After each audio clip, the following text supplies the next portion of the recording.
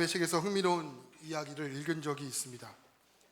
그 교인들 중에 1년 중 교인들이 가장 싫어하는 달이 있다고 합니다. 혹시 그 달이 언제인지 아십니까? 몇 월? 네?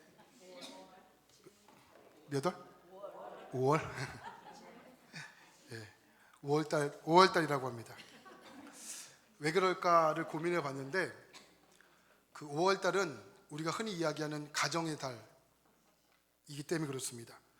그러니까 어린이 주일이 되면 그 자녀를 간절히 원하지만 아직 품지 못한 부부에게는 그 예배가 그 마음을 이렇게 쓸리게 한다고 합니다. 어버이 주일이 되면 이미 부모님을 떠나보낸 분들은 꽃 한 송이를 드리지 못한다는 그 마음에 어떠한 그 저려움이 있다고 하죠. 또 어떤 분들은 그 가정 안에 있는 그 아픔을 안고 살아가는 분들도 있습니다. 부부 사이의 갈등, 자녀와의 어떠한 갈등, 오래된 외로움. 그래서 어떤 분들에게는 5월은 매우 행복한 달이지만 또 어떤 분들에게는 5월은 매우 가장 외롭고 가슴 아픈 달이기도 합니다. 아마 오늘 이 자리에 함께 앉아서 예배 드리시는 아마 여러분들에게도 그런 마음을 가지고 오신 분들이 아마 계실 것 같습니다. 사람들에게는 말하지 못하지만 하나님 앞에서 조용히 눈물을 흘리고 있는 분들이 아마 계시지 않을까 싶습니다. 오늘 그런 분들에게 이 시간을 통하여 하나님의 따뜻한 위로와 또한 새로운 소망을 만나는 그런 자리가 되기를 진심으로 바랍니다. 가정은 매우 특별한 어떠한 공간이죠. 가정은 우리가 가장 편한 장소이기도 하지만 동시에 가장 깊은 상처가 있는 공간이기도 합니다. 그래서 가정은 하나님의 말씀이 가장 절실하게 필요한 자리이기도 합니다. 근데 왜 우리는 가장 행복해야 할 그 가정에서 왜 우리는 가장 힘들어 할까요? 그 이유는 뭐 여러 가지 이유가 있겠지만 가정에서 괜찮은 척 하기가 어렵기 때문에 그렇습니다. 예를 들어 우리는 세상 속에서 얼마든지 포장을 하며 살 수 있습니다. 예를 들어 교회에서는 괜찮은 성도처럼 포장할 수 있죠. 직장에서도 성실하고 괜찮은 사람처럼 포장할 수 있습니다. 친구들 앞에서도 꽤 괜찮은 모습으로 포장할 수 있습니다. 하지만 가정은 다릅니다. 가정은요, 꾸밀 수가 없습니다. 그러니까 나의 모습이 그대로 드러나게 되는 곳이 가정입니다. 그러니까 다시 말해 내가 정말 하나님의 말씀대로 살고 있는가를 가장 선명하게 보여주는 곳이 어디냐? 가정이라는 곳입니다. 사실 목회자들에게도 5월은 1년 중에 가장 긴장되는 달이기도 합니다. 왜냐하면 이 가정에 대해 설교해야 하기 때문에 그렇습니다. 여러분 한번 생각해 보십시오. 설교 도중에 갑자기 저희 아이들이 자리에서 벌떡 일어나 이렇게 외친다고 하면 어떻겠습니까? 아닙니다. 절 설교는 거짓말입니다. 그 순간 저는 설교하기는커녕 사직서를 내야 합니다. 어느 교회에 인자한 목사님으로 소문난 분이 계셨어요. 성도님은 우리 목사님은 이런 법 없이도 살 뿐이야 할 정도로 매우 인자하셨습니다. 근데 그런 목사님에게 어느 날 하나님께서 특별한 훈련을 하나 주셨어요. 그 훈련이 뭐냐? 바로 사춘기 막내 아들이었죠. 어느 토요일 오후였습니다. 주일 설교를 준비로 인해서 예민해진 목사님이 아들 방 앞을 지나가고 있다가 순간 멈췄습니다. 아들의 방을 보니까 아들이 숙제는 하지 않고 방치해 두고 있고 헤드셋만 쓰고 이 게임에 몰두하고 있는 아들의 모습을 보자 갑자기 화가 치밀어 오른 겁니다. 그래서 목사님이 아주 결심했죠. 오늘만큼은 내가 아버지의 권위를 세우겠다 하고 아들의 방문을 열고 들어갔습니다. 근데 아들은 평소에 이 아버지의 분위기와는 다른 어떠한 본능적으로 목숨의 위기를 느낀 거예요. 아들이 요리조리 방안을 피해 다니던 아들은 순간적으로 한 가지 기막힌 생각이 팍 떠오른 겁니다. 평소에 아버지가 사람들의 시선과 그 목사라는 이미지에 대해서 얼마나 민감함을 갖고 있었던 그 아버지라는 사실을 알고 순간 아들이 번뜩인 아이디어가 떠오른 거예요. 아버지가 매를 드는 순간 재빨리 창문을 열고 외칩니다. 동네 사람들, 여기 좀 보세요. 목사가 교회에서는 사랑하자고 설교하시더니 집안에서는 사람을 팹니다. 하필 그 순간 교회에서는 성도님들이 김장을 담고 있었고 동네 사람들은 교회 앞마당을 지나가고 있었죠. 깜짝 놀란 목사님은 황급히 창문을 닫고 아들의 입을 틀어막으며 이렇게 외쳤습니다. 야, 조용히 해! 조용히 하란 말이야! 순간 목사님의 뒤에는 식은땀이 이렇게 흘러나오고 손은 막 떨리기 시작합니다. 근데 더 당황스러운 것은 그 다음인 거예요. 아들이 너무나 집착한 목소리로 또 여유로운 목소리로 아버지에게 이렇게 이야기를 하는 겁니다. 아빠, 계속 하실 거예요? 이번엔 참는데 다음에는 유튜브 라이브 켭니다. 그 순간 목사님은 아무런 말도 하지 못했다는 거죠. 손에 들고 있는 이 회초리를 이 땅바닥에 팽개치고 침대 끝에 걸쳐 앉아 하나님께 기도하기를 시작해요. 주님, 저 아이가 제 목회의 은인입니까? 아니면 시험입니까? 원수를 사랑하라 하셨는데 그 원수가 지금 호적에 올라와 있습니다. 그러니까 목회자들에게서도 큰 어떠한 도전이 되는 자리가 가정이라는 거죠. 가정은요, 내 신앙의 진실성이 날마다 시험받는 자리이기도 합니다. 설교는 준비할 수 있고요, 기도는 꾸밀 수가 있습니다. 그러나 가정에서의 모습은 쉽게 꾸밀 수가 없는 것이죠. 피곤할 때, 또 화가 날 때, 뜻대로 되지 않을 때 그 순간 우리의 믿음이 그대로 드러나는 자리가 가정입니다. 어쩌면 하나님께서 우리에게 가정을 허락하신 이유가 여기에 있는지도 모르겠습니다. 가정은 우리를 매일 신앙의 본질 앞으로 데려가는 자리이고 하나님께서 설계하신 가장 정직한 훈련이 임하는 장소가 가정이라는 곳입니다. 오늘 우리가 함께 살펴본 이 에베소서 6장의 말씀은요, 너무나도 잘 아는 말씀이죠. 자, 1절 말씀을 볼까요? 1절입니다. 준비 시작. 자녀들아, 주 안에서 너희 부모에게 순종하라. 이것이 옳으니라. 여러분, 이 말씀 잘 아는 말씀이시죠? 여러분, 이 말씀을 잘 알기 위해서는 한 가지 전제가 있습니다. 그 전제가 무엇이냐면 이 6장의 1절의 말씀을 단독적으로 떼어서 이 말씀을 읽어서는 안 된다는 거예요. 성경은 언제나 이 앞뒤의 문맥을 잘 살펴봐야 이 말씀이 왜 무엇을 말씀하고 있는지를 정확히 알 수 있기 때문에 그렇습니다. 그래서 이 말씀을 정확히 이해하기 위해서는 먼저 앞에 나오는 말씀을 보셔야 되는데 그 말씀이 5장 18절의 말씀이에요. 5장 18절의 말씀 한번 볼까요? 시작. 술 취하지 말라. 이는 방탕한 것이니 오직 성령으로 충만을 받으라. 아멘. 이 말씀 이전에도 나눈 적이 있습니다만 이 말씀에서 술 취함과 성령 충만함을 나란히 놓습니다. 나란히 놓은 이유가 있겠죠. 그것은 단순히 술이 나쁘다는 이야기를 하는 것은 아닙니다. 물론 술이 나빠요. 하지만 술이 나쁘다는 것을 이야기하는 것만은 아닙니다. 이 말씀의 핵심적인 것은 뭐냐? 우리의 인생이 무엇의 지배를 받고 있느냐는 거예요. 성령의 지배를 받고 있느냐, 술의 지배를 받고 있느냐를 말씀하고 있는 것이 바로 이 말씀의 핵심입니다. 술에 취한 사람은 술의 지배를 받겠죠. 생각이 흐려지고 판단력이 흐려지고 평소의 사람과 달라지겠죠. 반대로 성령 충만한 사람은요, 하나님의 지배를 받겠죠. 생각이 달라지겠죠. 말이 달라지겠죠. 판단력이 달라지겠죠. 그러므로 이 말씀의 핵심은 내 인생 가운데 누구의 지배를 받고 있느냐가 이 말씀의 핵심이라는 겁니다. 그리고 이어지는 말씀을 보니까 19절과 21절 말씀을 보니까 성령에 충만한 사람들의 실제의 삶 속에서 나타나야 되는 두 가지의 어떠한 모습을 말씀하고 있는데 같이 한번 볼까요? 시작. 시와 찬송과 신령한 노래들로 서로 화답하며 너희 마음으로 주께 노래하며 찬송하며 범사의 우리 주 예수 그리스도의 이름으로 항상 하나님께 감사하며 그리스도를 경외함으로 피차 복종하라.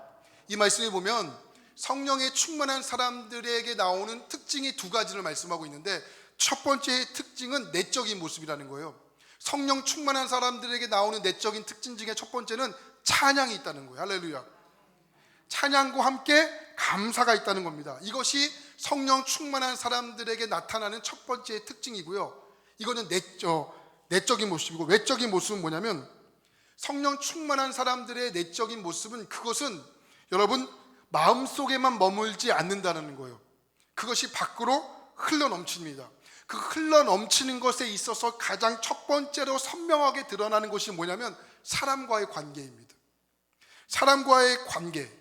성경이 이렇게 말하잖아요. 그리스도를 경외함으로 서로 복종하라, 이렇게 말하죠. 그러니까 성령 충만한 사람은 어떤 사람이냐면 마음속에는 감사와 찬양이 흘러넘치는 사람이고, 그 찬양과 감사가 우리의 밖으로 흘러넘쳐서 사람과의 관계 속에서 드러나는데, 성령 충만한 사람들은 어떤 사람이냐면 상대방을 함부로 하지 않는 사람이라는 거예요. 성령 충만한 사람은 어떤 사람이냐면 내 주장만 옳다고 여기지 않는 사람이라는 거예요. 서로를 존중한다는 거예요. 서로를 높인다는 거예요. 이것이 성령 충만한 사람이 맺게 되는 사람과의 관계 속에서의 열매다라고 말합니다. 그 사도 바울은 여기서 멈추지 않고요, 이 원리를 구체적으로 우리의 삶 가운데 가져오게 되는데, 그것이 뭐냐면 아내와 남편과의 관계, 또 자녀와 부모의 관계, 주인과 종과의 관계, 다시 말하면 매일 우리의 일상 속에서 부딪히는 가장 가까운 사람 속에서 성령 충만한 사람이 어떻게 하나님의 자녀로서의 삶을 드러나고 있는지를 선명하게 보여주는 것을 사도 바울은 하나하나 설명하기 시작했다는 거예요. 그래서 오늘 본문 말씀에 보면 그 첫 번째를 뭐라고 말씀하고 있냐면, 1절 말씀에 보면 그 흐름 가운데 뭐라고 말씀하고 있냐면, 자녀들아 주 안에서 너희 부모에게 순종하라, 이것이 옳으니라, 이렇게 말하죠. 그러니까 여기서 특별히 우리가 주목해야 할 표현이 있는데, 바로 이것이 옳다라는 표현이에요. 이것이 옳다. 그러니까 여러분, 사도 바울이 옳다라는 표현을요 의도적으로 선택합니다. 예를 들어 사도 바울이 얼마든지 다른 표현을 쓸 수 있거든요. 부모에게 순종하는 것이 아름답다, 이렇게 쓸 수도 있고, 부모에게 순종하는 것이 선한 일이다, 이렇게 쓸 수도 있는데 굳이 옳다는 표현을 썼어요. 옳다는 표현. 이 옳다라는 표현이 뭐냐, 헬라어로 보니까 디카이온이라는 표현이, 한번 따라해볼까요? 디카이온. 디카이온은 뭐냐면 괜찮다, 나쁘지 않다, 어떤 이런 수준의 표현이 아닙니다. 이 디카이온은 뭐냐면 절대적인 기준, 다시 말씀드리면 하나님 앞에서의 의롭고 바르게 살 수 있는 기준을 이야기하는 거예요. 다시 말해, 이 디카이온은요 시대가 바뀌어도 변하지 않습니다. 이 디카이온은 문화가 달라져도 여러분 흔들리지 않는 거예요. 디카이온은 사람들의 생각이 변해도 절대로 없어지지 않는 것입니다. 다시 말하면 하나님께서 창조 이후에 창조하면서 하나님께서 만드신 기준이 뭐냐? 디카이온이라는 거예요. 디카이온. 그러니까 사도 바울이 오늘 에베소서 6장에서 말씀하고 있는, 다시 말씀드리면 자녀들아 부모에게 순종하는 것이 옳다라고 했을 때 이 순종이라는 것은 뭐냐면 자녀로서의 지켜야 할 예절만을 의미하는 것이 아니라는 거예요. 부모에게 잘해라, 가정 분위기를 좋게 만들어라, 그 정도의 차원이 아닙니다. 부모에 대한 순종을 이야기하실 때 옳다는 것은 뭐냐면 하나님께서 그 기준을 만드셨다는 거예요. 할렐루야. 하나님이 인간을 홀로 외롭게 두지 않으셨죠. 가정을 세우셨고 부모와 자녀의 관계를 만드셨습니다. 그리고 그 관계 안에서 하나님은 철저하게 질서를 두셨어요. 그리고 그 질서 안에서 살아가는 것이 뭐냐? 하나님의 자녀로서의 올바른 삶이라는 거예요. 그러므로 부모에 대한 순종은 단순한 인간적인 관계가 아닙니다. 그것은 하나님께서 세우신 질서에 대한 순종이고, 더 나아가 궁극적으로 하나님께 대한 순종과 깊이 연결되어 있는 영적인 문제로 사도 바울은 그 문제를 본다라는 겁니다. 이 사실은 다른 성경에서도 매우 뚜렷하게 이 말씀을 볼 수 있는데, 디모데후서 3장을 보면 말세에 나타나게 되는 어떠한 특징들을 열거하면서 이렇게 말씀합니다. 화면에 보시면 너는 이것을 알라, 말세에 고통하는 때가 이르러 사람들이 자기를 사랑하며 돈을 사랑하며 그러고 자랑하며 교만하며 비방하며 뭐가 있죠? 부모를 거역하며. 이 목록 가운데 뭐가 포함되어 있는 거예요? 말세에 등장하는 어떠한 죄적인 어떠한 열거들을 보는데 부모를 거역하는 것을 말씀하고 있는 겁니다. 그러니까 성경은 부모를 거역하는 것을 버릇 없는 행동으로 보지 않고 교만, 불경건, 거룩하지 못함, 이러한 것과 같은 흐름 속에서 성경은 말씀하고 있다라는 겁니다. 이뿐 아닙니다. 로마서 1장 28절 이후에 보면 똑같은 흐름이 반복되는데, 바울은 사람들이 하나님을 싫어했을 때, 다시 말하면 사람들이 하나님을 밀어냈을 때 어떤 일이 일어나는지를 말씀하고 있으면서 그 죄들을 말씀하고 있는데, 불의, 추악, 탐욕, 악의가 가득한 거, 시기, 살인, 분쟁, 사기, 악독, 수군수군, 비방, 능력, 교만, 자랑, 악을 도모하는 자, 아울러 부모를 거역하는 거 포함합니다. 그러니 뭡니까? 부모를 거역하는 태도는 단순히 도덕적인 문제가 아니라는 거예요. 버릇이 없어서, 성격이 거칠어서 생기는 행동이 아니라는 거예요. 성경은 훨씬 더 그보다 깊은 영향력을 말씀하고 있는데, 부모를 거역하는 행동은 뭐냐면 나와 하나님과의 관계 속에서 무너진 사람들에게 나오는 불순종의 영적인 지표를 말씀하고 있는 겁니다. 할렐루야. 쉽게 말하면요, 하나님의 권위를 인정하지 않는 사람들은요, 하나님께서 세우신 사람의 권위를 절대로 인정할 수가 없습니다. 그리고 하나님께서 세우신 대표적인 권위가 누구냐? 부모라는 거예요. 부모. 그래서 부모를 대하는 태도를 보면 그 사람이 하나님에 대한 어떠한 신앙의 모습을 갖고 있는지, 어떠한 신앙의 바른 자세를 갖고 있는지가 정확하게 드러난다라고 성경은 말씀하고 있는 것입니다. 그렇기 때문에 가정 안에서의 여러분 순종은 결코 작은 문제가 아닙니다. 내 삶이 하나님의 질서 안에 있는지, 내 삶이 하나님의 질서를 벗어나고 있는지를 묻고 있는 정확한 뭐예요? 영적인 신호라는 겁니다. 이제 말씀으로 돌아오고 있습니다. 다시 한번 1절 말씀을 보면 이렇게 말합니다. 자녀들아, 주 안에서 너희 부모에게 어떻게 해요? 순종하라. 순종하라. 여기 등장하는 순종이라는 단어는 헬라어로 히파쿠오라는 단어예요. 히파쿠오. 이 히파쿠오라는 단어는 이 두 단어가 합쳐진 단어입니다. 첫 번째로 뭐냐면 히포라는 단어예요. 히포라는 단어는 어떤 뜻이냐면 뭐뭐 아래에, 이런 뜻이에요. 뭐뭐 아래에. 그러니까 어떤 권위 아래에 나를 두는 상태를 이야기하는 거고요. 또한 아쿠오라는 단어는 듣다라는 단어예요. 듣다.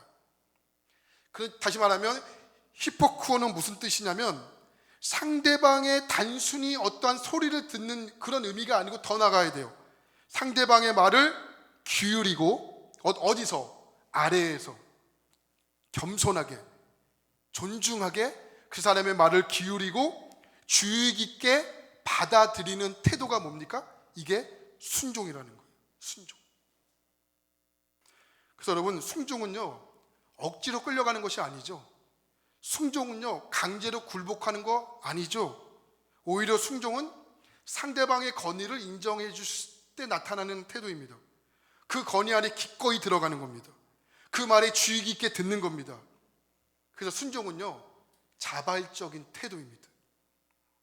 그리고 성경에서 말하는 순종은요 행동 이전에 마음의 문제입니다. 하나님께서 세우신 그 권위, 하나님께서 세우신 그 질서에 기꺼이 내가 낮추는 것, 이게 뭐라는 거예요? 순종이라는 것입니다. 그래서 여러분, 이 순종을 배울 수 있는 가장 가까운 장소가 어디냐면 가정이라는 거예요. 가정. 부모와의 관계 속에서 내 뜻을 내려놓는 법을 배우고요, 권위에 존중하는 법을 배우고요, 하나님의 질서 안에서 살아가는 법을 배우게 하기 위해서 하나님께서는 가정이라는 질서를 만드시고 부모라는 질서를 만드셔서 하나님께 순종하는 법을 어디서? 가정에서, 누구와의 관계 속에서? 부모와의 관계 속에서 배우도록 우리의 가정과 우리의 부모님의 순종을 허락하셨다는 겁니다. 할렐루야. 이어지는 2절 말씀을 보면 이렇게 말씀하죠. 2절입니다. 시작. 내 아버지와 어머니를 공경하라. 내 아버지와 어머니를 공경하라. 1절에서는 순종하라 말씀하셨고 2절에서는 뭐예요? 공경하라. 이 공경이라는 단어가 헬라어로 보니까 티마오라는 단어예요. 티마오. 이 티마오라는 단어는 전쟁에서 사용되었던 단어이거든요. 치열한 전쟁이 끝난 후에 목숨을 걸고 나라를 위해서 싸웠던 한 병사를 칭찬해 주기 위해서 장군이 앞으로 나오라고 명합니다. 이 장군이 이 병사를 가리켜 이 병사야말로 나라를 위해서 헌신하고 목숨을 바쳤던 그 장수입니다. 많은 병사들 앞에서 치켜 세워주고 가치를 높여주는 것, 이게 어떤 단어냐면 티마오라는 단어예요.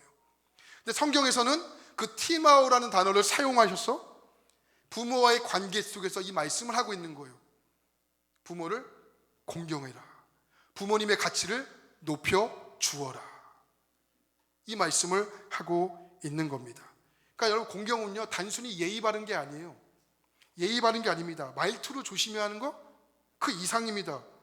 부모님이 나를 위해 흘리신 그 눈물, 땀, 말없이 걸어오신 희생, 또 헌신의 무게를 존중히 여기고 가치를 높여주고 귀하게 여기는 것이 뭐냐? 그게 뭐예요? 공경이라는 거예요. 공경. 그렇다면 여러분, 1절에서의 순종과 2절에서의 공경은 뭐가 다를까요? 다른 게 있기 때문에 구별해 놓겠죠? 순종은 행동이고 공경은 마음이라는 거예요. 순종은 밖으로 드러나는 태도이고 부모님의 말에 귀를 기울이고 그 뜻을 따르며 행동하는 것이 순종이고, 공경은 뭐예요?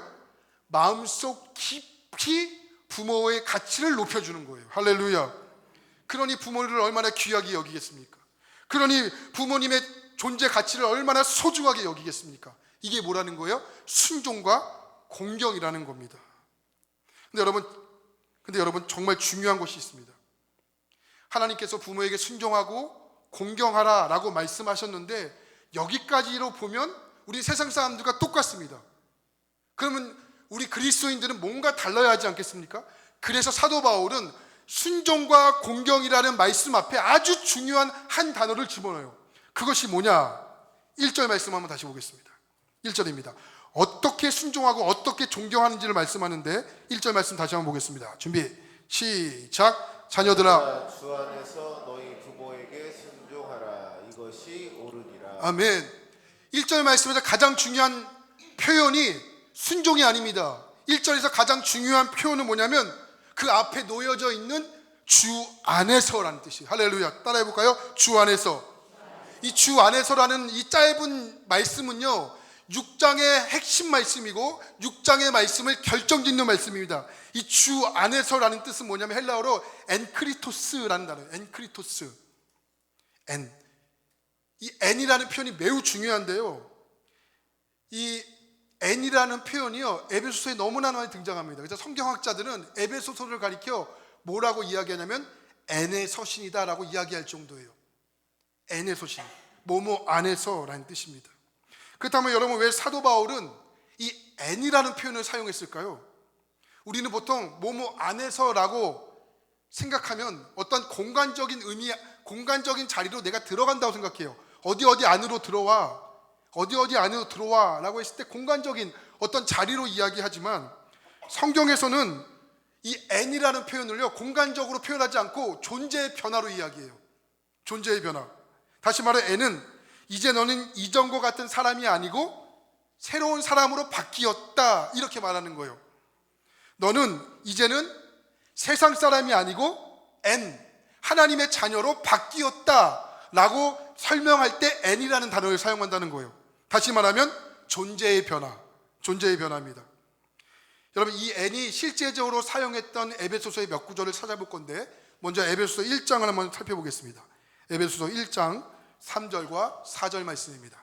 같이 한번 보겠습니다. 시작. 찬송하리로다 하나님 곧 우리 주 예수 그리스도의 아버지께서 그리스도 안에서 하늘에 속한 모든 신령한 복을 우리에게 주시되 곧 창세전에 그리스도 안에서 우리를 택하사 우리로 사랑 안에서 그 앞에 거룩하고 흠이 없게 하시려고. 아멘.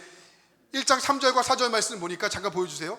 이 N이라는 단어를요 2번 반복합니다. 하나님, 첫째는 뭐냐면 하나님께서 우리에게 주시는 모든 신령한 법이 어디에서 주어졌습니까? 그리스도 안에서 주어졌습니다. 둘째는 창세전에 우리를 선택하신 것도 어디에서 이루어진 겁니까? 그리스도 안에서 이루어진 겁니다.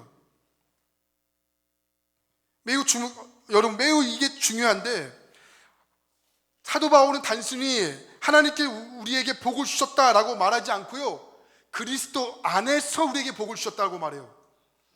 또 사도 바울은 우리를 선택했다라고 이야기하지 않고 그리스도 안에서 선택을 받았다라고 이야기합니다. 이 반복이 우연이 아닙니다. 사도 바울은 지금 아주 중요한 진리를 말하고 있는데, 우리가, 저와 여러분들이 지금 누리고 있는 이 영적인 복은요 그리스도 밖에서는 절대 누릴 수 없다는 거예요. 어디서? 그리스도 안에서만 누릴 수 있는 복이라는 거예요. 그리스도 안에 있을 때 비로소 하나님의 자녀가 될 수 있고요, 택함을 받을 수 있고요, 하늘의 신령한 복을 누릴 수 있는 그 은혜가 어디 있는 거예요? 그리스도 안에 있는 거예요. 무엇이 변화된 거예요? 우리의 존재가 변화된 거예요. 두 번째, 주 안에서는 에베소 6장 10절 말씀에 나와 있는데 이렇게 말합니다. 시작. 끝으로 너희가 주 안에서와 그의 힘의 능력으로 강건하여 지고. 여러분, 여러분들의 힘은, 또 저의 힘은 어디서부터 근간이 될까요? 성도가 강해지는 것은 어디서부터 근간이 될까요? 주 안에 있을 때 비로소 가능하다는 거예요. 마치 이것과 같죠. 마치 한 병사가 성 안에 들어가 보호를 받는 것과 같아요. 성 밖에 있는 사람은 어떻습니까? 적의 화살을 피할 곳이 없지요. 혼자 맞서 싸워야 됩니다. 비바람 몰아쳐도 피할 장소가 없습니다. 하지만 성 안에 있는 사람은 어떻습니까? 성이 나를 보호해 주죠. 성이 나를 안전하게 감싸줍니다. 그러니까 여러분, 주 안에서 강건해진다라는 말씀이 그거예요. 여러분, 내 안에 힘과 능력은 내가 쌓는 것이 아니고 힘의 근원 되시는 그 그리스도 안에 있을 때, 그리스도의 보호를 받을 때 내가 강건해진다는 거예요. 할렐루야. 그래서 여러분, 영적인 공격 속에서도 흔들리지 않는 사람은 내가 강한 사람이 아니에요. 그러니까 여러분, 성격이 강하다 자랑하지 마세요. 성격이 강해서 뭐 어떻게 하겠다는 겁니까? 성격이 강한 건 그냥 부러지는 거예요. 여러분, 우리는 그리스도 안에 있을 때 강한 것을 자랑해야지, 그때 비로소 강해지는 겁니다. 그리스도 안에 있을 때 어떠한 비바람과 어떤, 여러분, 정말 화살과 이런 것들을 보호할 수 있는 힘이 어디에 있는 겁니까? 그리스도 안에 있다라는 겁니다. 사도 바울은 이 N, 뭐뭐 안에서라는 단어를 사용했을 때 어떤 공간적이고 자리적인 의미로 사용하신 것이 아니고 우리의 존재적인 변화로 성경은 말씀하고 있다라는 겁니다. 여러분, 예수 그리스도를 믿기 전에 여러분의 인생을 생각해 보십시오. 여러분은 어디에 속해 있었던 자들입니까? 죄와 사망과 세상의 영역 안에 속해 있던 자들이에요. 그런데 우리가 예수를 믿고 N, 존재의 변화가 일어났어요. 이제 세상에 속해 있는 자녀가 아니고 어디에 속해 있는 자녀입니까? 그리스도 안에 속해 있는 자녀가 되었죠. 하나님의 능력 안에 있는 자들이 되었죠. 할렐루야. 네. 그러니까 여러분, 이제 모든 기준은 이제 세상이 아니고 하나님으로부터 오게 된 자들입니다. 이것이 뭡니까? N이라는 거예요. N. 그렇다면 우리는 여기서 중요한 질문 앞에 서게 되는데, 우리의 존재의 변화가 되었습니다. 그리스도 안에 속한 사람으로서 부모에게 순종하고 부모에게 공경하라고 말씀하셨는데, 주님은 거기서 끝나지 않고 순종하고 공경하는 사람들에게 주시는 하나님의 놀라운 복이 있다고 말씀하는데, 그 놀라운 복이 두 가지입니다. 3절을 보면 그 놀라운 복을 두 가지로 말씀하고 있는데, 3절을 함께 보도록 하겠습니다. 3절입니다. 한번 같이 볼까요? 준비, 시작. 이로써 내가 되고 땅에서 장수하리라. 아멘. 저는요, 이 말씀을 읽을 때 조금 단순하게 이해한 적이 있어요. 부모님 말에 대들지 않고 참으면 하나님께서 그 대가로 보너스를 주시는 거구나. 마치 순종했으니까 하나님께서 그 순종의 값으로 나에게 상을 주시는 거구나, 이런 구조로 이해했습니다. 여러분, 만약에 이 보상의 개념이라면 죄송합니다, 세상에서 부모님에게 잘 순종하는 사람이 가장 부자가 될 거고 세상에서 가장 건강하고 가장 오래 사는 사람이 되어야 하지 않겠습니까? 현실은 그렇지 않습니다. 왜 그런지 아십니까? 하나님은 이 말씀을요, 우리에게 보상의 개념으로 주신 것이 아니기 때문에 그래요. 하나님은 네가 이거 했으니까 내가 너에게 이거 줄게, 수준의 관계의 분이 아니십니다. 하나님의 복은 우리의 존재와 삶의 전체를 다루시는 은혜이지 어떠한 보상의 대가를 주시는 분이 아니시다는 겁니다. 그럼 하나님께서 우리에게 주신 두 가지의 복은 무엇을 의미하는 것일까요? 그 첫 번째 복은요, 한번 따라해 볼까요? 잘 된다. 잘 된다. 여러분, 보통 잘 된다, 뭐가 떠올리세요? 일이 잘 풀린다, 또 형편이 좋아진다, 또 뭐가 있을까요? 원하는 것이 이루어진다, 이게 잘 된다, 이렇게 여기지 않습니까? 하지만 성경이 말하는 잘 된다, 이건 이것보다 훨씬 더 깊은 의미가 있어요. 여기 등장하는 잘 된다라는 단어가 헬라어로 여러분 에우라는 단어인데, 이 에우라는 단어는 뭐냐면 선하다, 행복하다, 어떠한 결과적인 여러분 좋다는 의미가 아닙니다. 삶의 결과 몇 가지가 잘 풀리는 정도가 아닙니다. 우리의 삶 전체가, 우리의 삶의 방향이 어디로 흘러간다는 걸까요? 하나님에게로 올바른 방향이 흘러간다는 거예요. 그것이 성경에서는 뭐라고 말씀하냐면 잘 된다, 이렇게 말씀하는 거예요. 이 에우라는 단어를 더 깊이 이해하기 위해서는 구약 성경의 한 성경을 찾아봐야 되는데 여호수아 1장 8절 말씀입니다. 자, 여호수아 1장 8절 말씀을 한번 같이 볼까요? 시작. 이 율법책을 내 입에서 떠나지 말게 하며 주야로 그것을 묵상하며 그 안에 기록된 대로 다 지켜 행하라. 그리하면 내 길이 평탄하게 될 것이며 내가 형통하리라. 아멘. 여기 등장하는 형통이라는 단어가 히브리어로, 구약 성경이 쓰인 히브리어로 샤칼이라는 단어인데, 이 샤칼이라는 단어를요, 신약 성경이 쓰여 있는 헬라어로 바꾸면 어떠한 말이 되냐면 에우호도스라는 말이 돼요. 이 에우호도스라는 뜻은 뭐냐면, 특별히 호도스는 길이라는 뜻이에요. 길.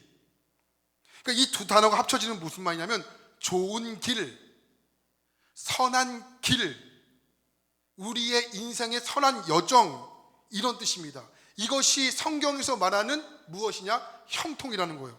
다시 말하면 이 에우호도스는 무슨 말씀이냐면, 잘 된다는 것은 뭐냐면 인생의 문제가 사라지는 것이 아닙니다. 우리가 원하는 것이 이루어지는 것이 아닙니다. 내 인생의 길이 어디로 향하고 있다는 거예요?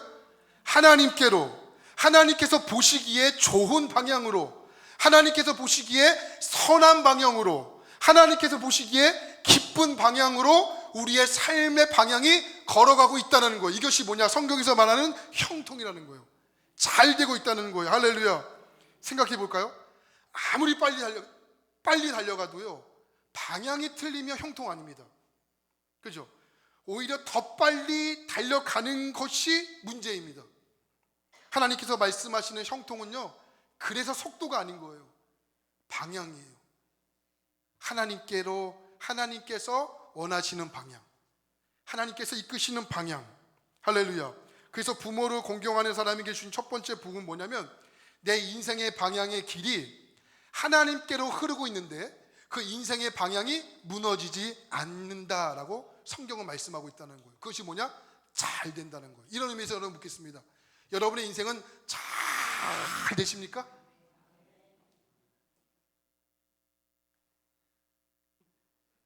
다시 한번 묻겠습니다. 여러분의 인생은 잘 되십니까? 여러분 잘 되십니까? 하나님께 향하고 있습니까? 그러면 그게 잘 사는 거라는 거예요. 할렐루야. 그리고 이어지는 두 번째 복은 뭐냐? 땅에서 장수하게 된다는 거예요. 땅에 장수하게. 여러분, 땅에서 장수하게 되는 거 여러분 다 원하시는 거죠? 아니신가요? 저는 어르신들이 아유 빨리 죽어야지 그거 다 거짓말인 거 알아요. 저희 할머니 말씀드렸잖아요. 96세 때 아유 죽어야지 했던 할머니가 96세 때 허리를 수술했다니까요. 더 건강하게 사시려고. 의사가 말렸는데도 했어요. 땅에서 장수한다. 이게 뭘까요? 땅에서 오래 산다? 땅에서 오래 사는 것을 이야기할까요? 땅에서 오래 산다. 이거보다 더 큰 의미가 있는데요. 왜냐하면 우리나라 성경에서는 이게 표현되어 있지 않아요. 근데 헬라 원어 성경을 보면 이 앞에 정관사 더라는 게 붙어 있어요. 다시 말하면 땅에서 장수한다는 말이 아니고 그 땅에서 장수하게 된다는 거예요. 그 땅에서. 그러니까 의미가 완전히 달라지게 되죠. 그냥 우리가 살고 있는 이 땅이 아니고 그 땅이에요. 그 땅. 그 땅. 자, 한번 말씀 보겠습니다. 출애굽기 3장 17절 말씀 보면 이 말씀의 의미를 한번 살펴볼 수 있는데, 출애굽기 3장 17절입니다. 준비 시작. 내가 말하였거니와 내가 너희를 애굽의 고난 중에서 인도하여 내어 적과 꿀이 흐르는 땅으로 올라가게 하리라. 그러니까 이스라엘 백성들에게 주신 하나님의 약속이거든요. 애굽에서 건져내어 적과 흐르는, 우리나라 성경에서는 뭐라 되어 있냐면 땅으로 인도하게 된다 이렇게 말씀하고 있죠. 근데 히브리 원문에 보면 단순한 땅이 아니고 정관사 더가 붙었어요. 그래서 뭐라고 되어 있냐면 그 땅이에요. 그 땅. 그냥 우리가 살고 있는, 밟고 있는 이 땅이 아니고 그 땅이에요. 더 쉽게 말씀드릴게요. 이스라엘 백성들이 지금 살고 있는 땅은 어디냐면 광야예요. 광야. 광야가 어떤 곳이에요? 뜨거운 태양 아래 있죠. 광야 어떤 곳이에요? 끝없이 펼쳐진 메마른 곳이죠. 광야가 어떤 곳입니까? 물 없죠. 먹을 거 없죠. 쉴만할 곳 없죠. 그늘조차 없고 외롭고 고통스럽고 힘든 고독스러운 곳이, 내일이 없는 곳이 어디예요? 광야. 지금 이스라엘 백성들이 밟고 있는 땅, 그 땅을 이야기합니다. 근데 하나님께서 약속하신 그 땅은 다른 곳이에요. 이 땅이 아니에요. 그 땅이에요. 그 땅은 어디냐? 적과 꿀이 흐르는 가나안 땅이잖아요. 가나안 땅. 그러니까 여러분, 우리가 놓치지 말아야 할 것은 뭐냐면 이스라엘 백성들의 목표는 지금 그들이 밟고 있는 광야, 그 땅이 아니고 하나님께서 앞으로 이끌어갈 그 땅이라는 거. 그 땅. 그 땅이 어디입니까? 가나안 땅이라는 거. 가나안 땅. 그러니까 여러분, 이스라엘 백성들이 지금 이 땅에서 우물 파고 천막을 더 크게 짓고 더 오래 버티는 것이 그들의 소망이 아닙니다. 하나님께서 원하시는 삶은 이 땅에서의 소망이 아니고, 이스라엘 백성들이 광야가 아니고 바로 그 땅, 적과 꿀이 흐르는 바로 가나안 땅에 들어가는 것이 하나님의 목적이었고 이스라엘 백성들의 소망이었다는 거예요. 그러니까 여러분, 이 장수라는 의미를 이렇게 해석하셔야 돼요. 장수는 단순히 이 땅에서 잘 살고 이 땅에서 오래 산다, 이것이 복이다 말씀하지 않고요, 하나님께서 예비하신 그 약속의 자리, 더 궁극적으로 말씀드리면 하나님 나라를 향해 나아가는 우리의 삶을 약속하는 말씀이라는 거예요. 이해되세요? 우리가 이 땅이 어떤 땅이에요? 광야 같은 세상이라고 이야기하잖아요. 광야는 어떤 땅이죠? 기쁨도 있지만 뭐도 있어요? 슬픔도 있잖아요. 풍요도 있지만 결핍도 있잖아요. 웃는 날도 있지만 우는 날도 있잖아요. 그리고 결국 이 땅의 모든 것은 다 끝납니다. 이 땅에 여러분, 만약에 하나님의 복이 단지 광야에서 더 오래 살고 더 편안하게 사는 것이 전부라면 그 복은 굉장히 작습니다. 그러나 하나님께서 예비하신, 약속하신 복은요, 그보다 훨씬 더 깊은 거예요. 하나님의 인도하시는 길을 따라 하나님이 예비하신 그 땅을 향해 흔들리지 않고 나아가는 삶, 그 길 위에서의 하나님께서는 인생 전체가 복이다라고 주님은 말씀하고 있는 것입니다. 이제 말씀을 정리하겠습니다. 하나님께서는 오늘 우리에게 두 가지를 요청합니다. 첫 번째는 뭐냐면 하나님 부모를 향한 순종입니다.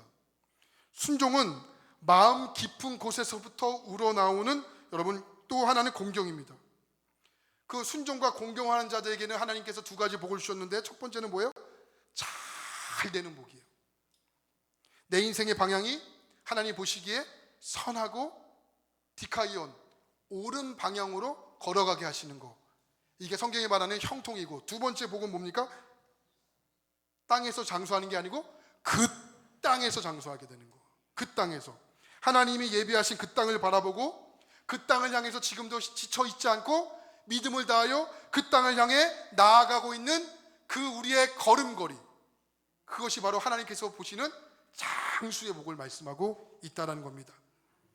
저는 여러분의 가정이 이 순종과 공경이 시작될 때 하나님께서 여러분의 가정을 반드시 역사하실 줄 믿습니다. 5월의 가정의 달입니다. 이 5월의 가정의 달에 정말 그리스도 안에 여러분의 가정이 머물고 순종과 공경이 회복되고 하나님의 질서가 여러분의 가정에 회복되어 하나님께서 만드신 아름다우고 선한 그런 놀라운 가정의 역사들이 여러분의 가정과 우리 교회와 여러분의 삶에 아름답게 펼쳐지게 되기를 주님의 이름으로 간절히 축원합니다. 기도합니다. 하나님, 가정은